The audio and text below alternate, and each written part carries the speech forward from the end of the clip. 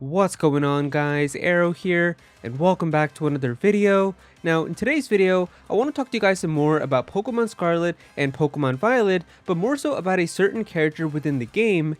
And this is a character that I've seen a lot of people talking about on Twitter and on the internet, and I feel like I should make a theory video kind of like this about this character as well, because I kind of have been seeing some interesting things about this character, and I feel like there is more to them that we potentially may not know about yet, so I figured I should just talk about it a little bit and see what you guys think as well. Now, I would say out of Scarlet and Violet's main story, every important character does get enough information kind of given about them to the point where you can kind of understand what that character is, what their role is, and all of that. But there's one character where they kind of really don't go too much detail into that character. We kind of just get the basic premise of what that character is and kind of their reasoning for why they're there. But besides that, we don't really know too much about them. And of course, the character that I'm talking about is none other than the chairwoman of the Pokemon League herself, Geeta. So like I just said, Geeta is mainly known as the chairwoman for the Pokemon League. However, there's a lot of other interesting things that she kind of does, which the game doesn't really go into detail with, and it's because of these other things that a lot of people have been theorizing about her and talking about her on Twitter and stuff, that maybe she could potentially be hiding something, and that's what I want to go into detail about inside of this video. Now, real quick before we get started, I just want to let you guys know that I am having a special giveaway for the holidays as a thank you for all the support that you guys have given me throughout this year. So I'm going to be giving away a digital download code for any Nintendo Switch game, and all you got to do to enter is click the link below in the description or the pinned comment, and you can enter to win any Nintendo Switch game that you want, whether it's a game that came out this year, an old one that's already been out for a while, or even an upcoming game like Tears of the Kingdom, in which I'll just give you a pre-order code when it's available. The giveaway is open worldwide and it does end at the end of the month, so definitely click the link below and enter for a chance to win. So let's talk about the very first instance that you even encounter Geeta inside of Pokemon Scarlet and Violet, because it is a little bit interesting where you're basically at the academy inside of one of the rooms and you see Geeta talking to this other person, and then you walk in front of her and she's just like, please step aside, and then she just doesn't say anything to you and walks away. Now, this is a pretty common trope that happens a lot in animes and even other games where the protagonist character will meet some other character who's also going to be important in the story, and that character doesn't say anything to you and just walks away, but more than likely that character is going to turn out to be the villain of the game. This has even happened with multiple Pokemon games in the past, where the one that comes to my mind immediately is Cyrus, where you and Barry go to the lake and you just see him standing there saying some random gibberish into the distance, and then he walks by and just says, please step aside. He just walks away, and guess who turns out to be the big boss of Team Galactic in the game? So it was already a little bit weird to me when Geeta did this as the very first interaction in the game. Something else that I also found pretty weird about her is in the post game, she'll ask you to rematch all of the gym leaders, and in doing that she'll ask you how you feel about them and your thoughts on them, but when she wants to know this information, she comes and visits your actual home. I don't know, it just feels really weird that like she needed to come to my actual house just to kind of find out this information if she just wanted to know about the gym leaders. Just a very kind of weird location to pick. It kind of reminded me, like I saw somebody on Twitter saying that it felt like when an alien tries to act human for some reason, but I don't know, it just felt really kind of weird that she needed to come to my actual home just to like learn this information.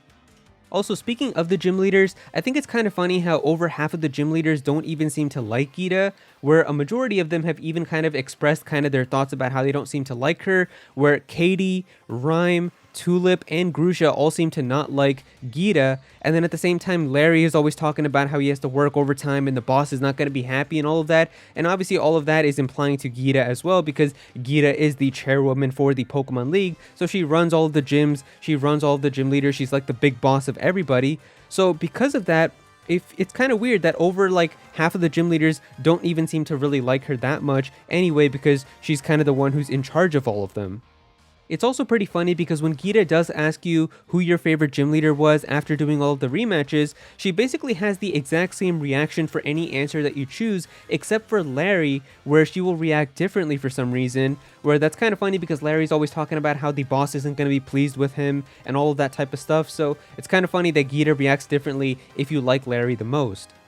And also just that whole idea of how Geeta really is like this businesswoman that runs the entire Pokemon League organization with all the gyms, the Pokemon League, the Elite Four, and all of that. Like, it kind of makes you wonder, like, how did she kind of get all of the money to really become somebody like this, such a powerful figure? And even her role of being like the top champion is something that's basically kind of self-assigned, because if she was the one who created the entire Pokemon League organization and all the gyms and everything, then she decided herself that she would be like the top champion that everybody would need to beat in order to become a champion themselves. So it didn't really seem like Geeta needed to beat anyone else or anything, because she is known as La Primavera, basically #1 inside of the region. But even that is kind of weird, because she doesn't actually use like the strongest Pokemon. I mean, I'm sure you guys have seen all the memes about how her team is just really kind of not that good at all. Like, she's using some very kind of just interesting choice of Pokemon, which none of them are even like super strong Pokemon except for like a couple of them. So it's kind of interesting how all of that even makes sense. And a lot of times, like we've seen even in Pokemon, where like usually what they do is they portray business kind of characters to be kind of the villains of the game.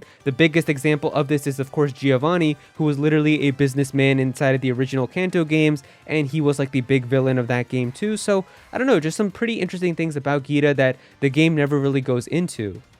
Something else that I've also seen a lot of people talking about is that it seems like Geeta had a pretty big involvement in the stuff that happens within the crater of Paldea and the stuff that happens within Area Zero, where it seems like apparently she might have been someone who commissioned a lot of the labs in Area Zero to be built in the first place. That's also kind of very suspicious if she really was kind of a very important part in that, but also just the fact that kind of maybe she has a role in kind of what happens within Area Zero, and she was the one who really wanted like a lot of this kind of stuff to happen with the time travel and paradox Pokemon and all of that.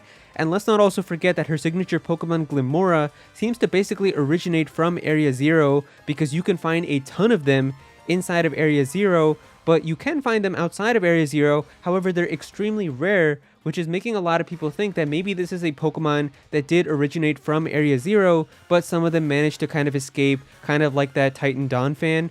And some of them are still kind of just like in the normal parts of Paldea, but this Pokemon did originally come from Area Zero in the first place. And really just her choice of words can also be pretty interesting, where in the Ace Academy tournament she'll say, "This is extremely close to what I would call my ideal world." And I don't know, that just gives me a lot of JRPG villain vibes from that statement. Like, what person normally just says something like this? It's just really weird to me. So I don't know about all of this. I mean, a lot of people have kind of been theorizing that there's a lot more to Geeta that we don't know about. And it definitely seems like that this game is going to be getting DLC. Like, I mean, we've already kind of seen those sketches of Paradox Virizion and Paradox Suicune. And maybe that DLC story is going to go significantly more into detail in the lore and stuff about kind of what really happens in Area Zero and kind of the creation of all the labs and all of that. And maybe in all of that, we're kind of going to learn more about Geeta, and maybe she is kind of hiding a darker side. Now, is it possible that we're just looking way too into this and Geeta's just going to turn out to be a normal human being with no evil intentions or anything she's hiding at all? Absolutely, but it is fun to kind of theorize about stuff like this, and there are some pretty interesting things that do happen with her in the game, so I figured I would make a video about this and kind of see how you guys also feel about it too. But yeah, there you go guys, that is pretty much everything there is about this character Geeta and potentially what she could be hiding for the DLC story or just in general in Pokemon Scarlet and Pokemon Violet.